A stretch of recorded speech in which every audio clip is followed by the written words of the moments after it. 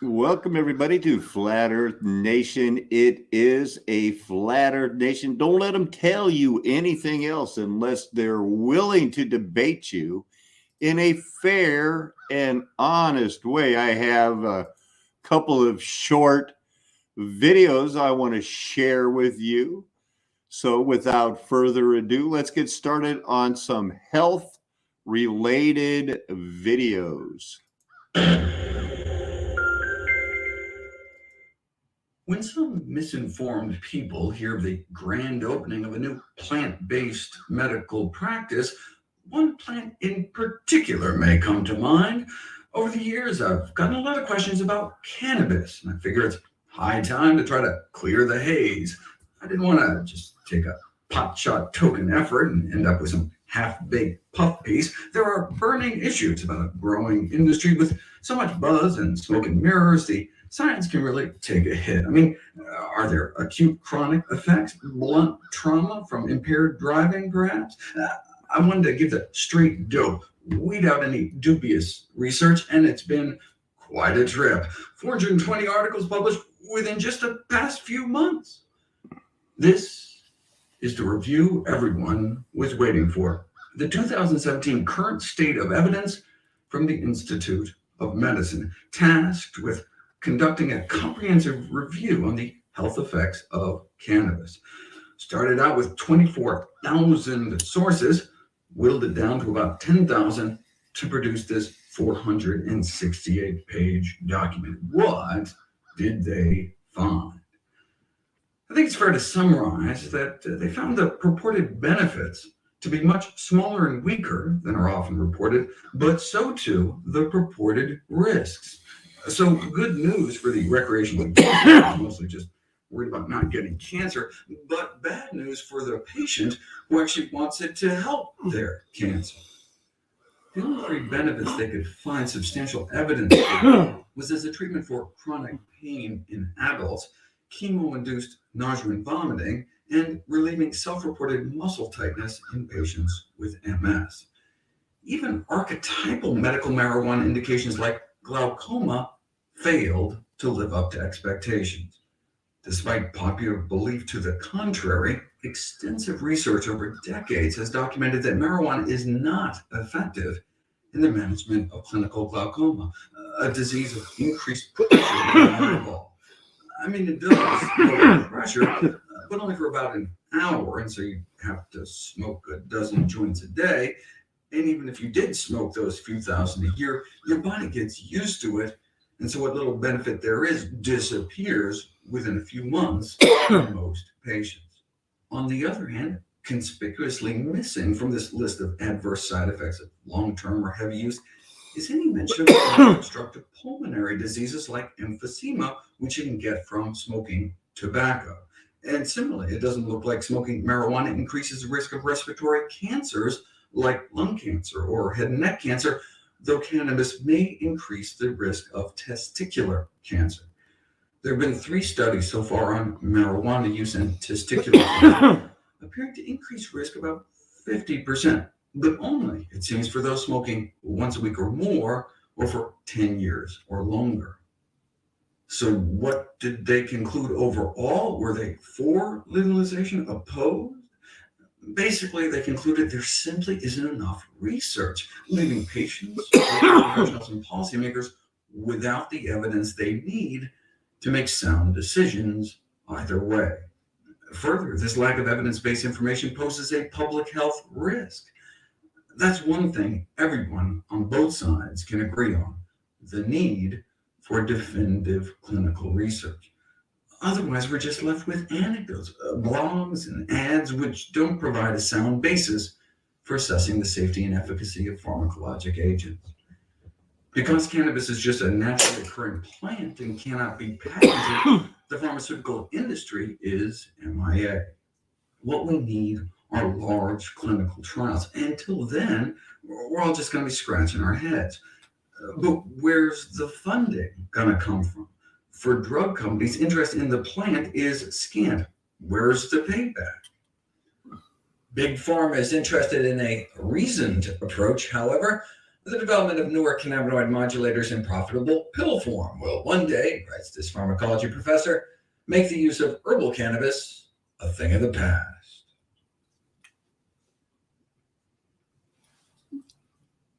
Wow. Is the review everyone was waiting for. The 2017 current state of evidence from the Institute of What We Need. Well, let's back it up just a second here. Cannot be patented. That, I think, is the big takeaway on that, don't you? Hi, Victoria. High School Asylum. I'm just dropping this out there. They will make a pill for anything, won't they? And out of anything. But, you know, they've got to start doing something, or we've got to do something. I think we had a conversation the other night where, you know, marijuana, it would be like a real commodity. I know there were times in David's life, you know, when he was sad, he was reaping what he sowed. His sons made his life very much, you know, a surprise a minute. And so he complained in a psalm one time that, you don't send me any sweet cane, you know, his friends. And you know what that means is that the friends that used to go like, oh man, I got some good bud, because that word cane is cannabis. It's, you know, kind of boss. And they're talking about weed. It's what people got buried with. If you were like a Tartarian princess, if you want to look up,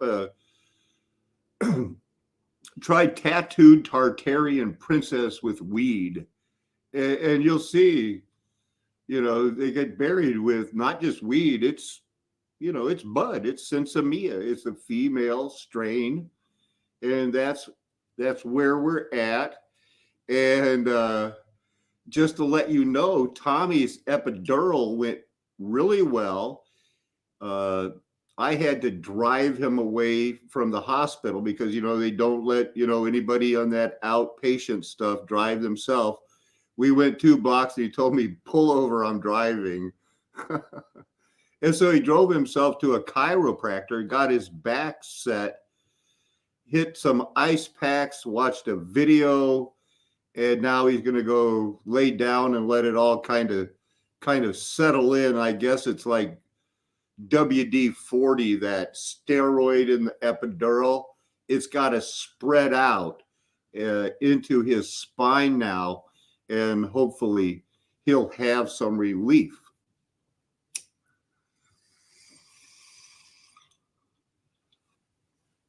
Whereas I probably, I mean, I'm pain free.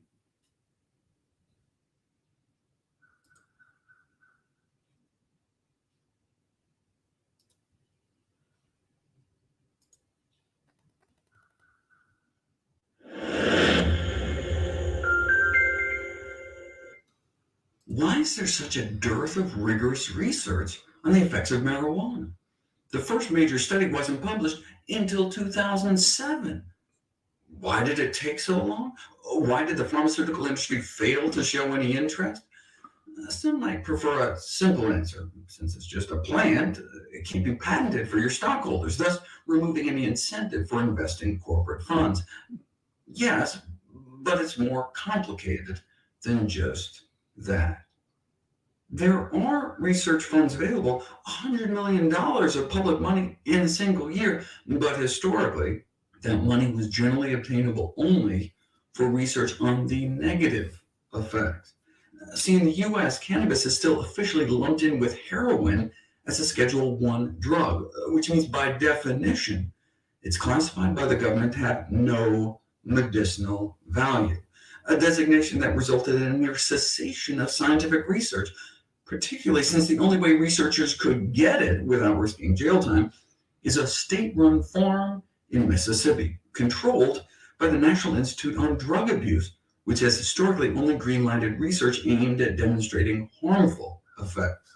Residents of 23 states can walk out and just buy it, but U.S. scientists must wade through onerous paperwork, and even when they do get it, it's the wrong stuff. It's not what people are actually using these days. The studies coming out are on like your grandma's grass, a few percent THC, where the stuff available these days may be 10 times more potent. So there's like this crazy catch-22 where the cannabis that should be studied is illegal, and the cannabis that can be legally studied, the decades-old Mississippi strain, is essentially kept off limits.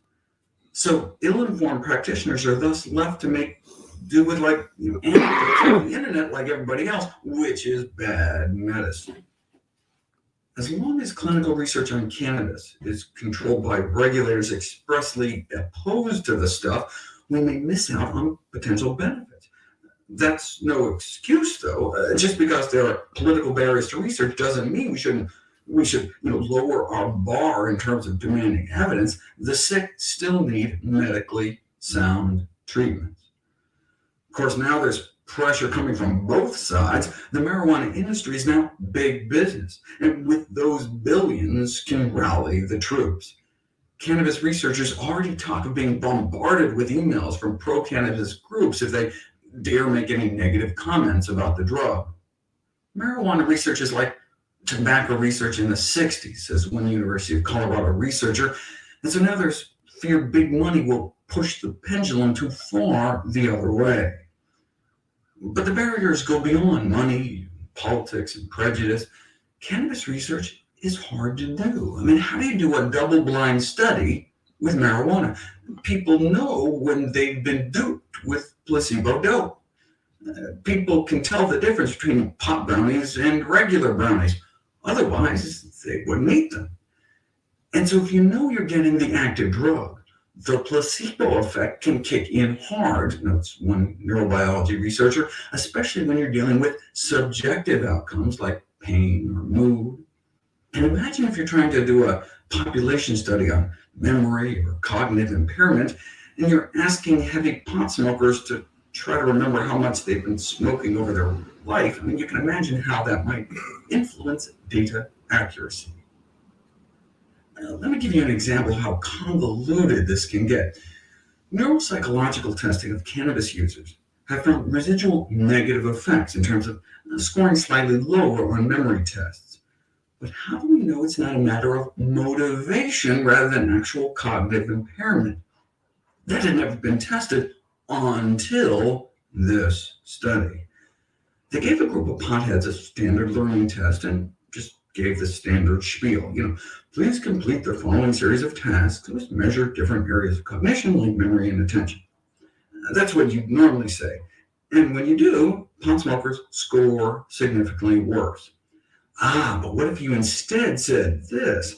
Please complete the following series of tests. It's important that you try your very best on these tests because this research will be used to support legislation on marijuana policy.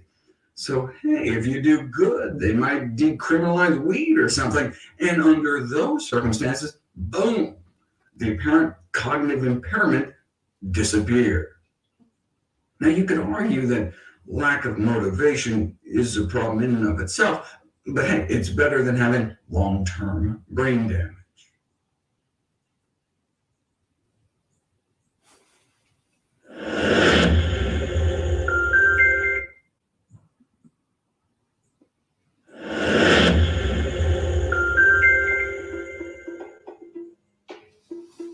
The evidence evidently clearly indicates that long-term marijuana use. Welcome, everybody. It's Randy from Wisconsin. How are you, brother? Brother Alan, yeah, no, I'm doing fine. I'm at work, but I was just curious if you got Tommy home after his procedure. I did. As a matter of fact, you're live on the air here, and Hello, right now, everyone. Patrick's here with us, Victoria, Skull Asylum, a few more people are lurking, but I did talk about it earlier. I've only been on less than 15 minutes, but we got up and we got there at 6:00 right on time. Tommy went in, didn't wear a mask. I waited for him outside. Sure enough, he comes walking out 10 minutes later. hotter than a wet hen. He's mad, and so, I go check it out. And if I can, defuse the situation, because he can be a pistol. So you go over there, sure enough, it's about the masks and stuff. And the security guard and everybody else. So he eventually, they never make me put on a mask. They tell me I can go and wait and get coffee, because while you're drinking, you don't have to have a mask on. There's one little room you can do that in. So they showed me that, and I could watch him interacting with all of the other, nurses and stuff. They finally took it. Yeah. They made him wait till 8:00. And so he was waiting there with a mask underneath his beard, and being Mr. Grumpy Pants. But he was witnessing to everybody there and telling all his old surgical assistant jokes and stuff, because really he did call it. There was a person running late because we were outside because I wanted to smoke a cigarette. And he was like, he saw a girl come running in. He goes, "Oh, so you're the anesthesiologist that I'm waiting for here?" And she goes, "Well, I'm an anesthesiologist, but I'm not late, and I'm not making anybody wait." And sure enough, that was his anesthesiologist later. She goes, "I wasn't late." And this is after he knew everybody else and was already, trading old operating room jokes with them. But he did get the jab, the jab into the spine with the steroid, I should clarify. Yeah. And then I missed the first call, of course, because I was out looking at rocks.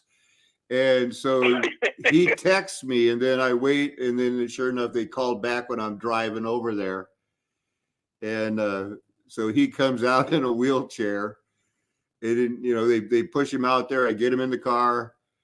I go 2 blocks. And he goes, "Pull over." He doesn't trust my driving, so he wanted to drive anyway. So he drives himself to the chiropractor. After getting jabbed? Yep, after getting the spinal fusion, because he said he wants to. Well, he's taking a nap right now because he stayed up for a while. He did some juicing, and so he got some of that fresh juice.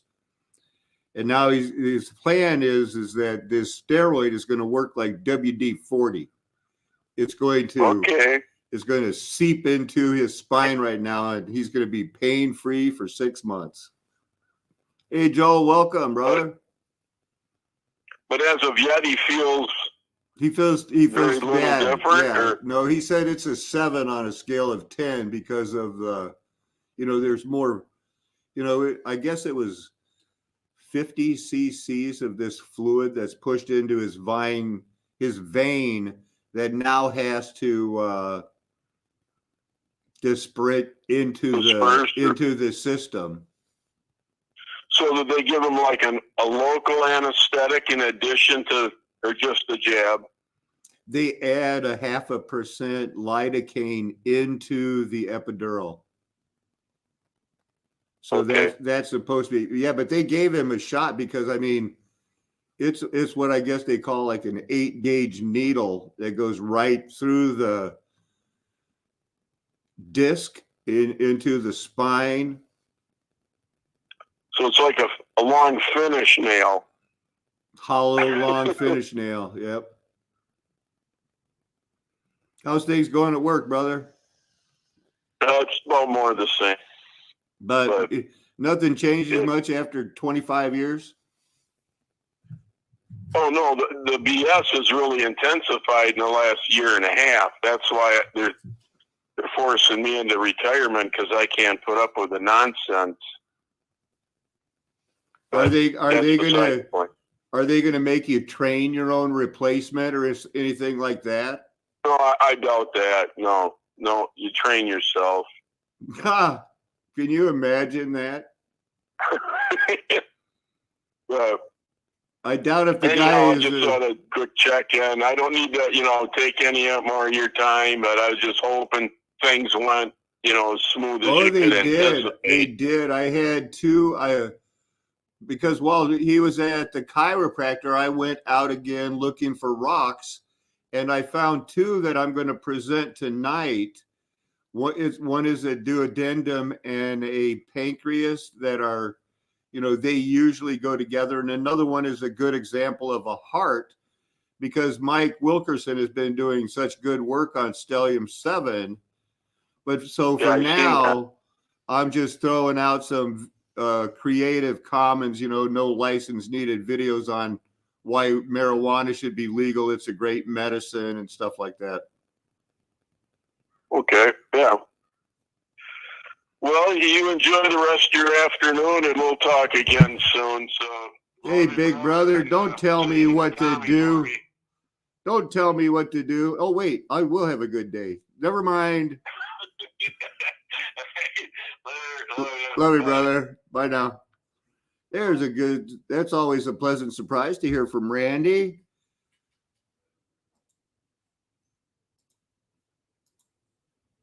Approximately 9% of those who experiment with marijuana will become addicted.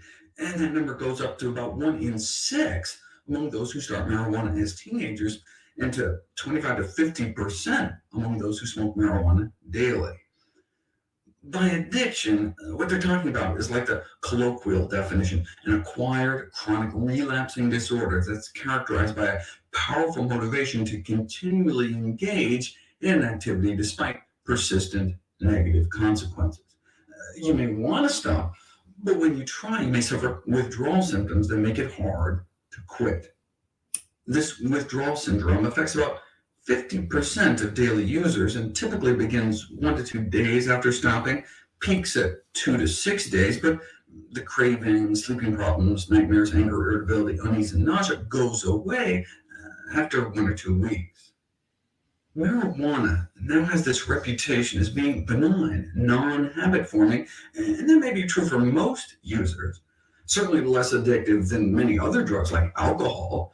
Only about half the dependence risk compared to heroin or cocaine. Less than a third as habit forming as tobacco.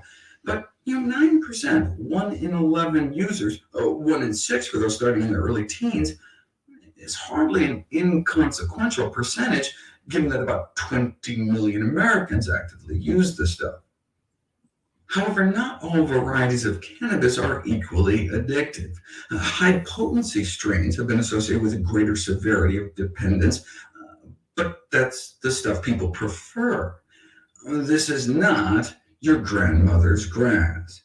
Based on 38,000 samples of marijuana confiscated by the DEA, the potency has tripled in recent years, from 4% THC up to around 12%. With Denver and California now up around 15, and Seattle pushing 20. That's 15 times more powerful than pot from the 70s. So like 15 joints all rolled up into one. Yeah, but don't users know this and titrate their dose accordingly, using less of the more potent pot?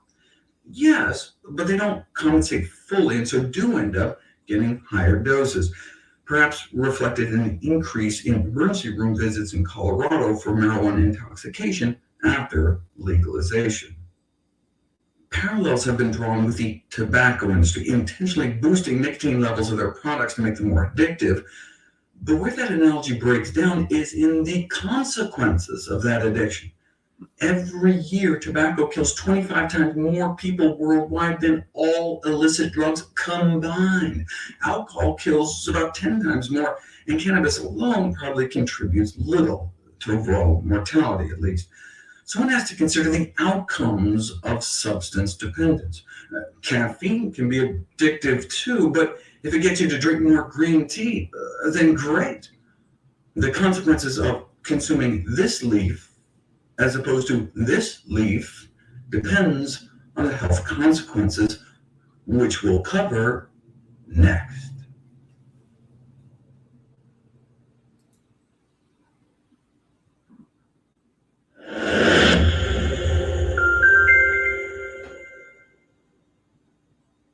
The popular notion seems to be that marijuana is a harmless pleasure. But what are the potential adverse effects of marijuana use? I should tell you, Do I think that marijuana should be legal? Absolutely. Do I think that it's everybody's right from the time they're a teenager to have marijuana supplied to them and an Xbox and a TV and a mommy's basement? I do not. There was a time in my life where I didn't smoke marijuana or cigarettes for 7 years because I think it saved me $78,000 on my insurance premiums. I had 4 young children under 8 years old. Uh, you know, at the time, $1,100 house payment seemed like just a huge amount of money back in, 1992.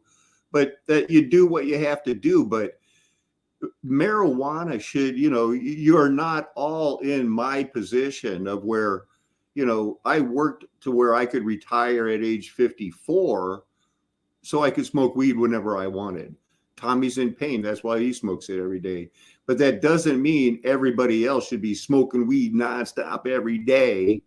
If you've got a real job to do and, you can't afford it, you don't need it, you don't have cancer, there's a time and a place for everything. It's better if you wait until you're at, if you're not somebody that really needs it every day, wait till you go on a vision quest or you're camping with friends to see the stars, because you want to see a meteor shower or a comet, or just take a chance on seeing a sign of the times. Maybe a star will fall from heaven.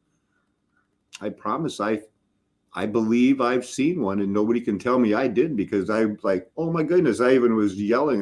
There were other people watching it with me, and it was looks like it lowered by a little star that we saw for about the last 15%, that the bigger star was actually being lowered like by another little star. So, marijuana is great when used responsibly.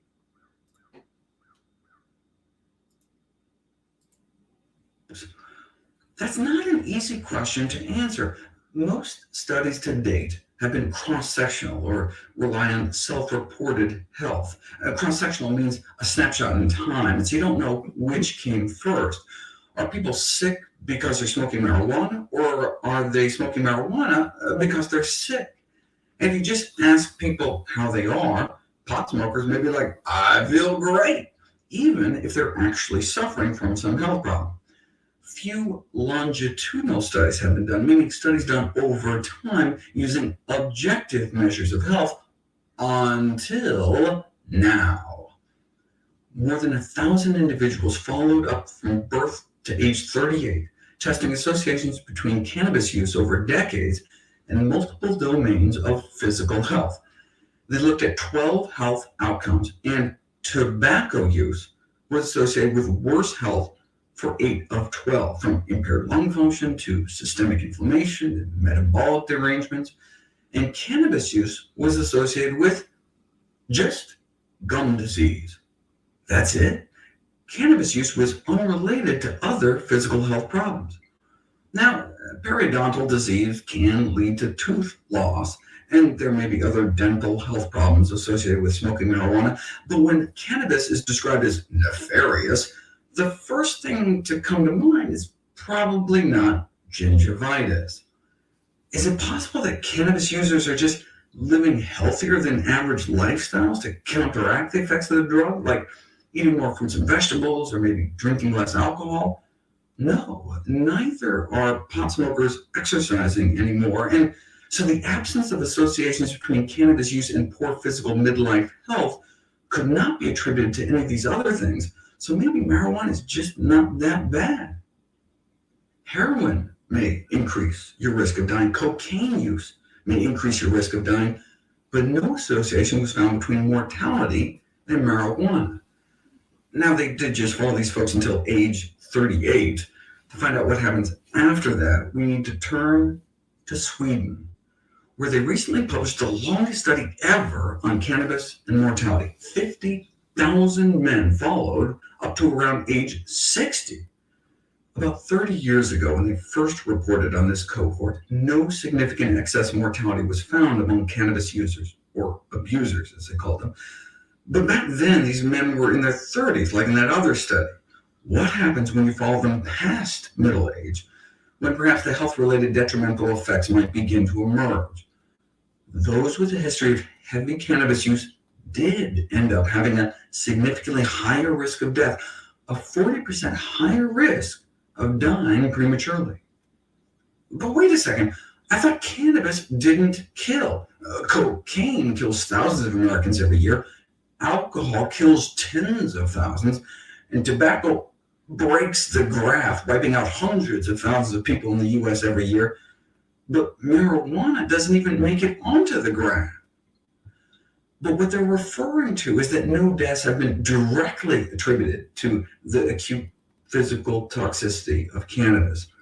So when some 19-year-old eats a cannabis cookie and then jumps off the fourth floor balcony, the direct cause of death was the fall, but that doesn't mean cannabis didn't contribute. It's true that people don't directly OD on cannabis like you can with opiates, which can shut down your breathing. Unlike many pharmaceuticals, for which a harmful dose may just be a few times larger than the prescribed dose, the therapeutic index for cannabis is like 40,000 to 1. Does that mean you could smoke like 40,000 joints without ODing? No. You may be able to smoke 2 million joints before a lethal overdose. Cannabis use contributes more to disease than death, in part because people aren't injecting it. But the health-related harms of cannabis have never been quantified on a global scale until 2013. Every year, cannabis is estimated to result in 2 million years of healthy life lost due to disability. Now, this is tiny compared to 100 million or so years attributed to alcohol or tobacco, but still results in a lot of pain and suffering. But what about our gum disease study? I thought the only physical health problems were dental in nature. Well, they were just looking at a specific set of health problems.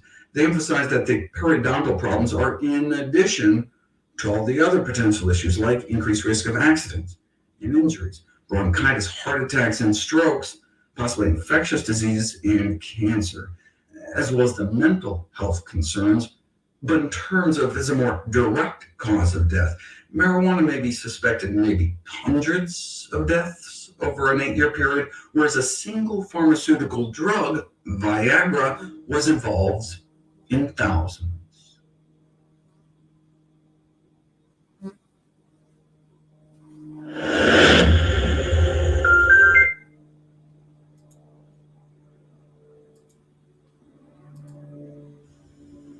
A strange letter was recently published in the Journal of Neuropsychiatric and Clinical Neuroscience suggesting fruit as a treatment for depression. Starts out talking about how bad the disease is, how abnormally low levels of neurotransmitters like serotonin in the brain may be responsible, how we now have several classes of drugs, such as SSRIs like Prozac, that may work by boosting serotonin levels. But then, of course, notes how these medications bring with them some serious problems, side effects, etc. And so a new therapeutic approach is needed. How about using high-content sources of serotonin to provide our body with these substances, like plantains, pineapples, bananas, kiwis, plums, and tomatoes? What? Since when do plants have human neurotransmitters? Since forever, I was surprised to learn. Animal neurotransmitter substances in plants. They've got all the stuff we do. There's adrenaline in plants, there's dopamine, serotonin, melatonin. In fact, there was a recent study trying to figure out which varieties of tomatoes and strawberries had the most. And there's actually enough in a serving to enhance levels in our bloodstream. Humans use serotonin as a neurotransmitter. Plants use serotonin in a protective role. Adaptation, flowering, establishing its shape. In fact, the same drugs that we use to affect our psychology can affect a plant's biology. This is your plant, St. John's wort. This is your plant on Prozac, Ritalin, amphetamines. Okay, so fine, bioactive human neurotransmitters in plants, but what's in it for us? Can fruit really be used to treat depression? We'll find out in tomorrow's video of the day.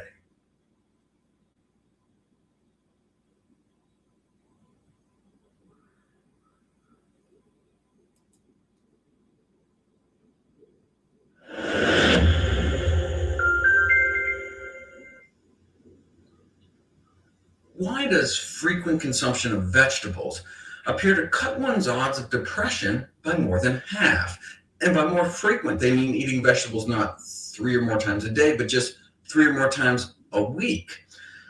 But even that seemed to cut the odds of developing depression by 60% after controlling for a long list of variables. In the 2012 study that found that eliminating animal products improved mood within 2 weeks, the researchers blamed arachidonic acid, primarily in chicken and eggs, which may adversely impact mental health via a cascade of brain inflammation.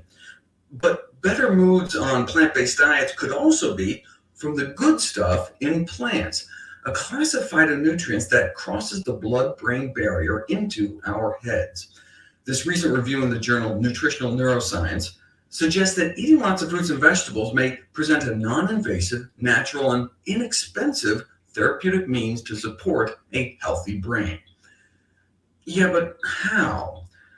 Well, to understand the latest, we need to understand the underlying biology, the so-called monoamine theory of depression, the thought that depression may arise out of a chemical imbalance in the brain.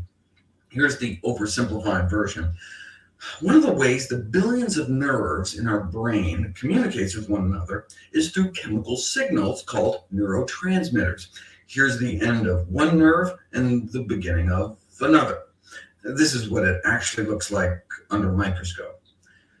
That looks like a rock, doesn't it? Note that 2 nerve cells don't actually touch. There's a physical gap between them. To bridge that gap, when one nerve wants to tap the other on the shoulder, it releases chemicals into that gap, including 3 monoamines: serotonin, dopamine, and norepinephrine. These neurotransmitters then float over to the other nerve to get its attention.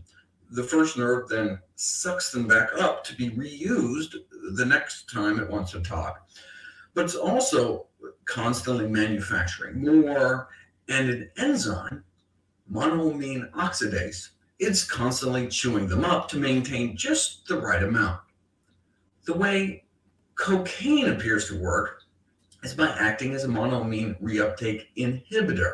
It blocks the first nerve from sucking back up those 3 chemicals. And so there's this constant tapping on the shoulder, this constant signaling to the next nerve.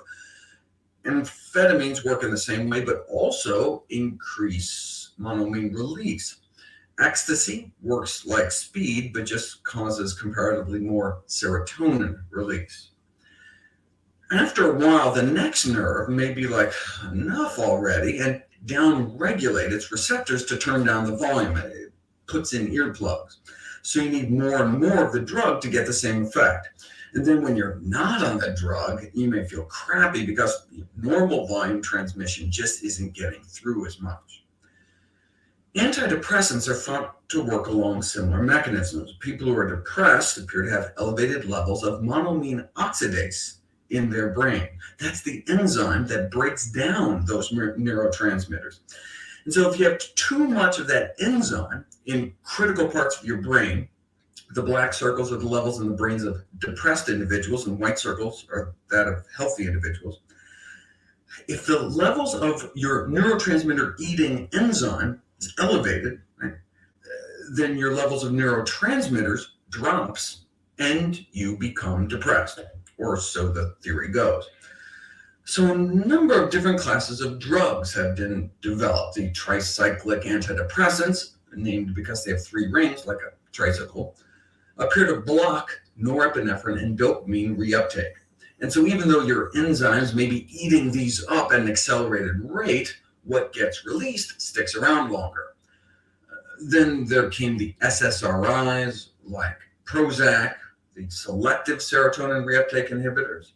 Now you can know what that means. It just blocks the reuptake of serotonin. Then there are drugs that just block the reuptake of norepinephrine, or more dopamine, or the opposite. But if the problem is too much high levels of monoamine oxidase, why not just block the enzyme, make a monoamine oxidase inhibitor? And of course, they did. But they're considered drugs of last resort because of serious side effects, not the least of which is the dreaded cheese effect, where eating certain foods, like certain cheeses, while on the drug can have potentially fatal consequences. If only there were a way to tamp down the activity of that enzyme without the whole... It looks like they have known about that since 1961. bleed into your brain thing and die thing. Well, now we can finally talk about the latest theory as to why fruits and vegetables may improve our mood. There are inhibitors of that depression-associated enzyme in various plants. There are phytonutrients in spices such as cloves, oregano, cinnamon, nutmeg. But people don't eat enough spices to get enough into the brain. This dark green leafy has a lot, but its name is tobacco, which may actually be one of the reasons cigarettes make smokers feel so good. Okay. And remember, tobacco can't cause cancer. It never has. It's only the formaldehyde, the phosgene, and the 217 ingredients they add to the tobacco to make something bad that once was very good. What if you don't want brain bleeds or lung cancer? Well, there is a phytonutrient found in apples, berries, and grapes, and kale, onions, and green tea that may indeed affect our brain biology enough to improve our mood.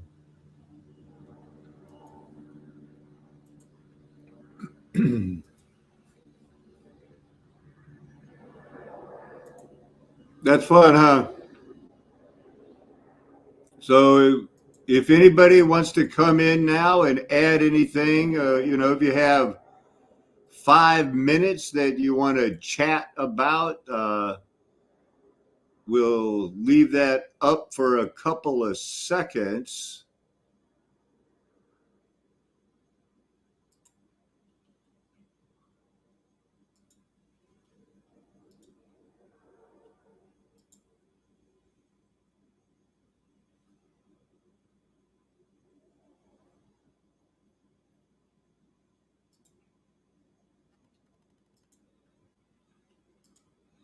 Now, while we look, we might as well look. I was watching this video earlier, had some very interesting maps. So as I get ready to shut it down, the MISSISSIPPI,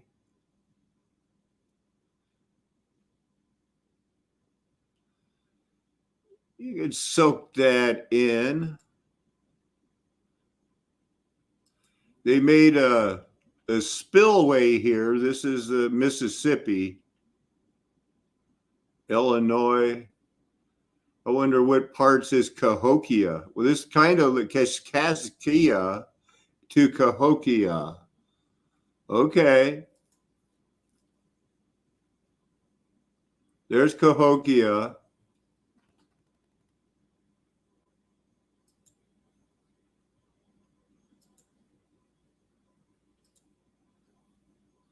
Early St. Louis, plan of St. Louis, with the project of an entrenched, I would say so, Camp French.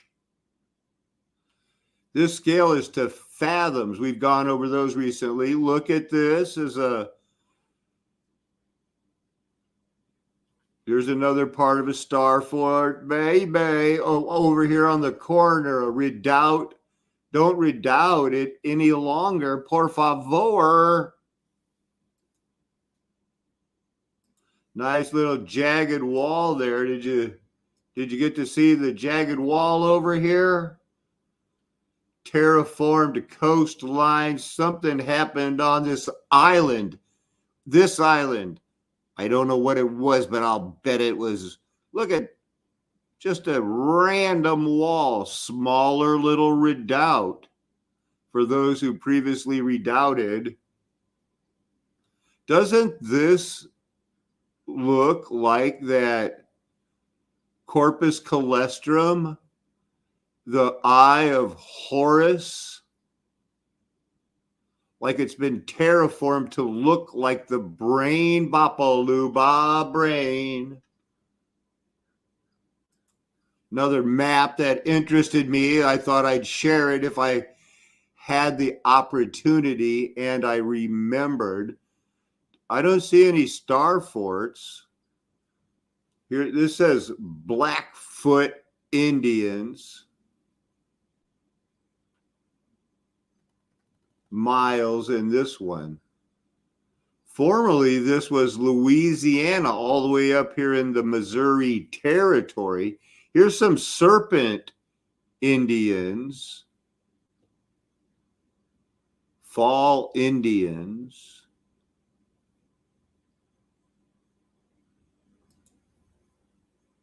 That's a blurry map. Blurry map. There's the guy, the history guy. That's a canal that is a mud flood made.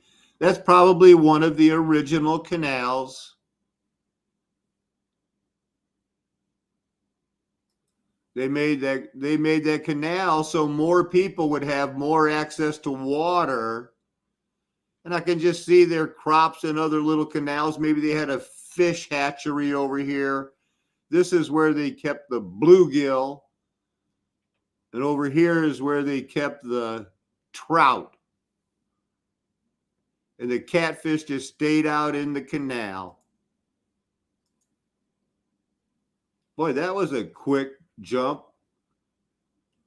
Here's some great islands. Maybe you know where they're at. Cape Girardeau. Okay, this is right at the base of where Illinois, Missouri, that area, Cape Girardeau, Missouri. And Cape Girardeau dips down in what they call the Boot Hill, Bootheel, Boot Hill of Missouri. All about the 36th parallel, my friends. Another map. Busy times back in those days, huh? That's not my fault. It's blurry. Look at, now this is one that I specifically am glad that showed up. This is before the earthquakes. Look, they have a star fort, baby. And this was that log jam I always talked to you about. Oh my goodness, probably from a previous flood, but they sold all that wood. New Madrid. Heavy timber. Mud flood.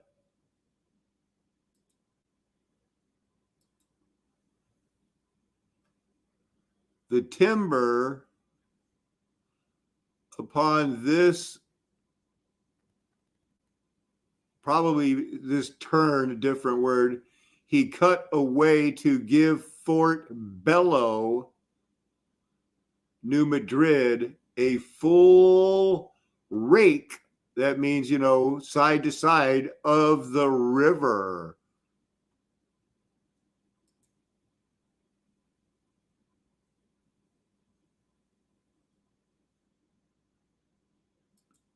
It was a star fort, baby.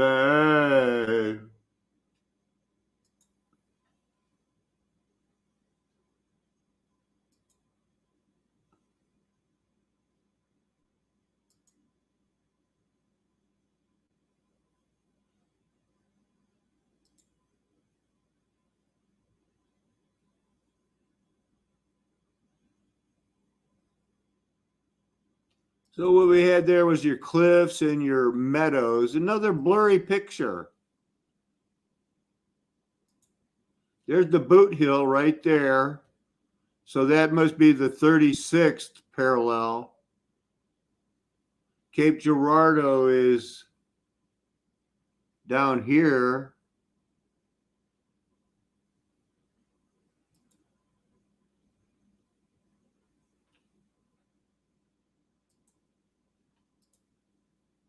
Look at all those rivers.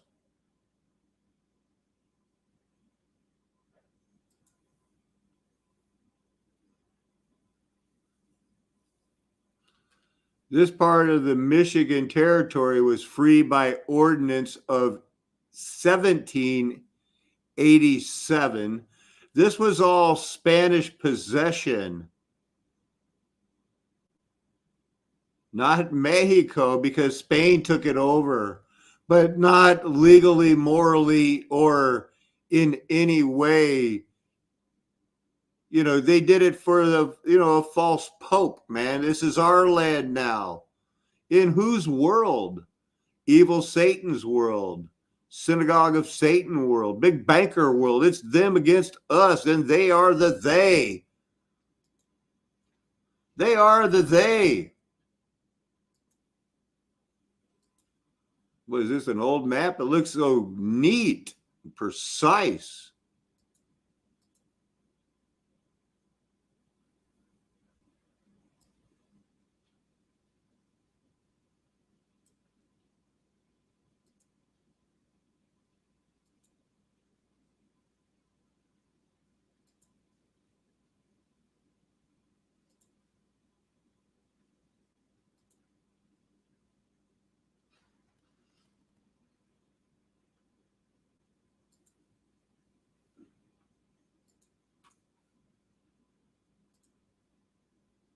That's a Seminole, you know.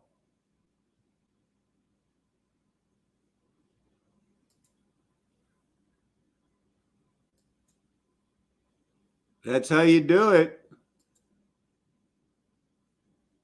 It's hard to do it. It's hard not to, you know.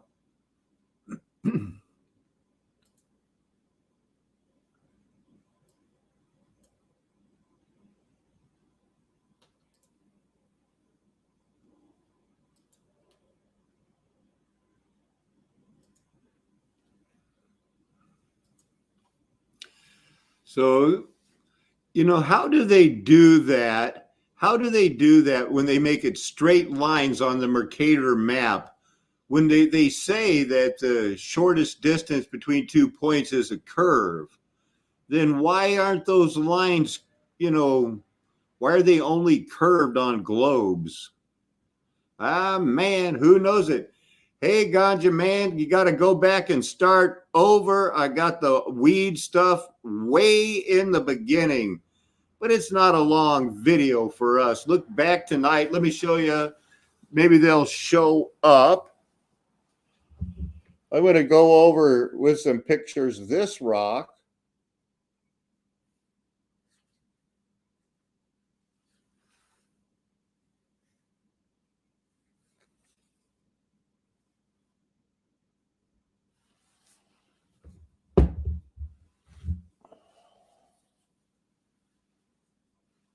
And this rock.